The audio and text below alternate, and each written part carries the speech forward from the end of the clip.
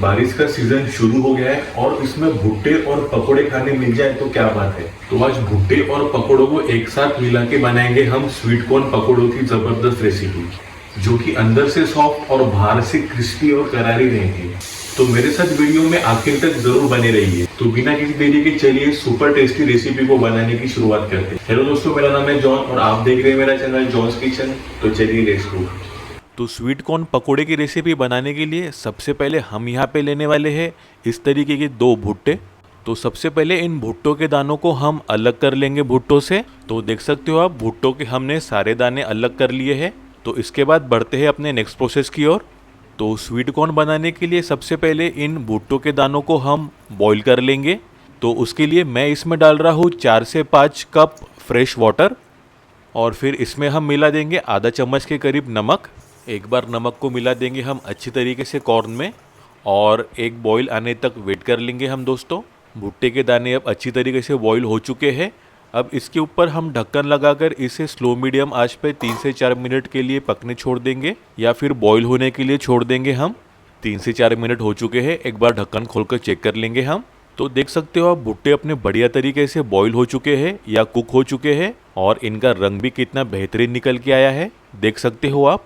अब in sweet corn को हम एक बाउल में निकाल लेंगे। तो ये देखिए दोस्तों, भुट्टे अपने अंदर से कितने जूसी और रसीले बन गए हैं।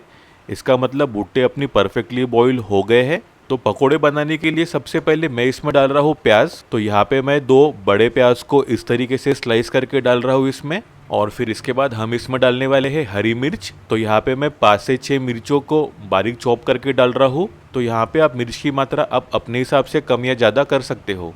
और फिर उसके बाद कड़ी पत्ता के 15-20 पत्तों को बारीक चॉप करके डालेंगे इसमें हम। और फिर इसके बाद हम इसमें डालने वाले हैं अदरक और लहसुन का पेस्ट 2 बड़े चम्मच।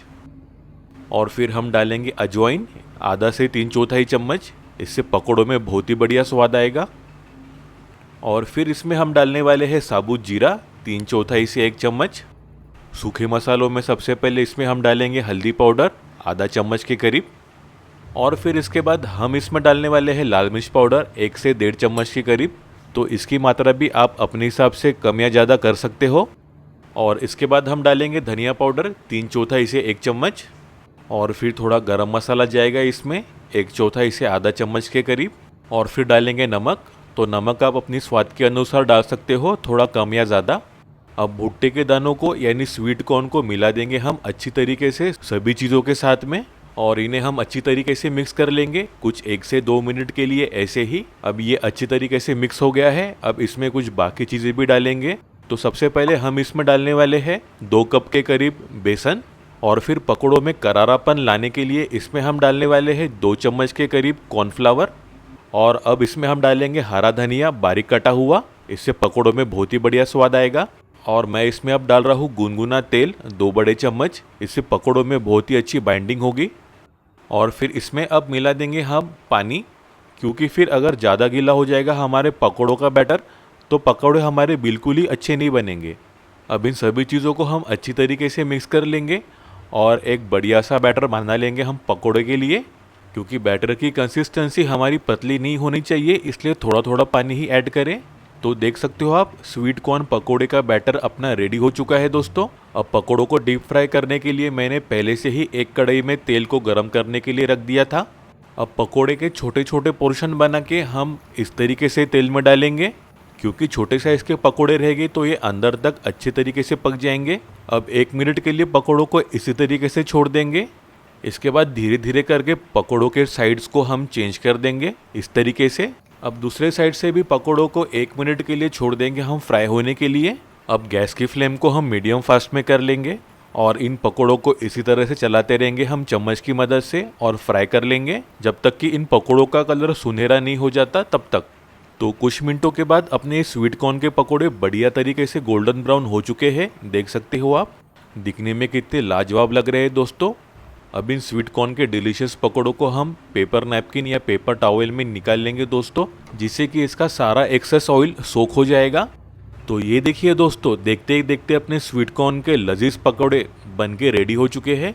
दिखने में जितने लाजवाब लग रहे हैं, खाने में तो उससे भी ज़्यादा टेस्टी रहने वाले हैं। और इसे आप हरी चटनी या टोमेटो केचप के साथ सर्व कर सकते हो।